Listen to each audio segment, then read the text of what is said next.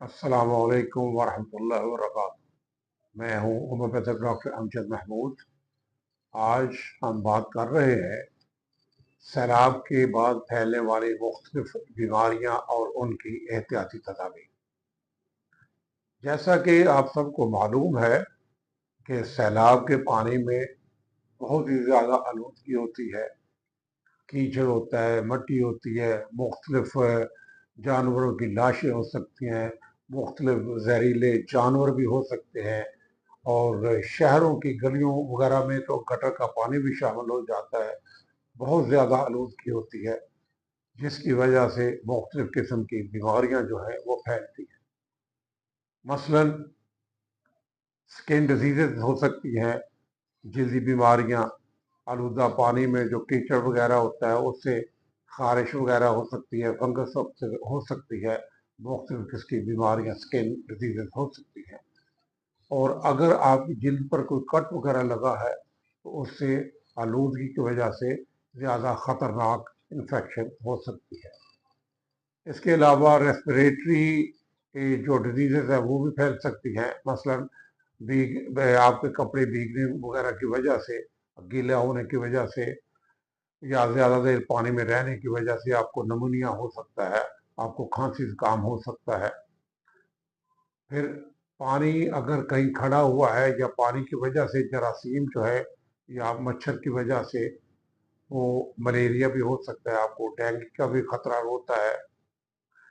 پھر اس میں پانی، آلودہ پانی کی وجہ سے ٹائیفائڈ وغیرہ بھی یا پیٹ کی مختلف بیماریاں جو ہیں وہ ہو سکتی ہیں، ڈائریا ہو سکتا ہے، کالرا جو ہے ہیضہ کی وبا پھیل سکتی ہے، مختلف قسم کی بیماریاں ہوتی ہیں، آنکھوں کی بیماریاں ہو سکتی ہیں کہ اشوب چشم جو ہے وہ ہو جاتی ہے سیلاب کے دنوں کے بعد، کنجکٹیوائٹس ہو جاتی ہے۔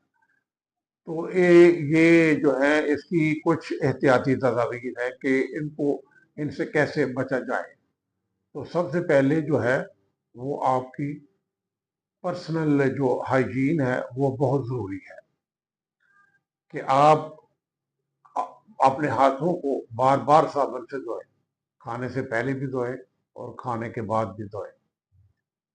اور پھر جو آپ کے کپڑے ہیں اگر گیلے ہیں تو ان کو تبدیل کریں، خشک کپڑے پہنیں۔ اور اگر کہیں پانی جمع ہوا ہے تو پانی جمع نہ ہونے دیں بلکہ وہاں پر سپرے وغیرہ کروائیں۔ بچوں کو گندے پانی میں کھیلنے سے منع کریں، ان کو نہ کھیلنے دیں تاکہ ان کو کوئی گندگی وغیرہ نہ لگ جائے، اس سے جراثیم نہ لگ جائے۔ پھر آپ کو خوراک اور پانی کی جو ہے وہ بھی صفائی کا خیال رکھنا ہے۔ پانی ابال کر پیے، اور یا کم از کم فلٹر شدہ جو ہے وہ پانی استعمال کریں۔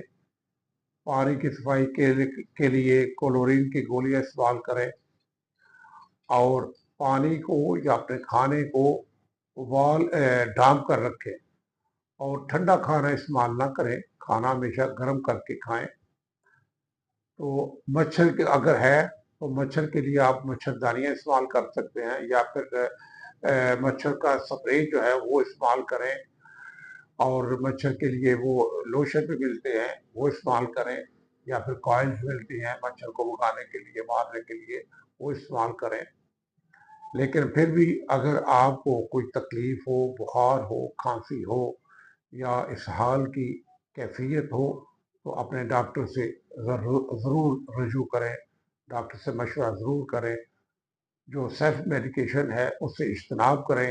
اللہ تعالیٰ ہم سب کو سب بیماریوں سے محفوظ رکھے اور صحت والی، ایمان والی لمبی زندگی عطا فرمائے۔ جزاکم اللہ خیر۔